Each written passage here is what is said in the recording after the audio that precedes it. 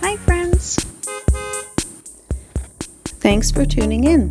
If you like this video, please give it a like, comment below, and take a moment to subscribe to our channel. Montebello is a charming village located in the Outaouais region of Quebec.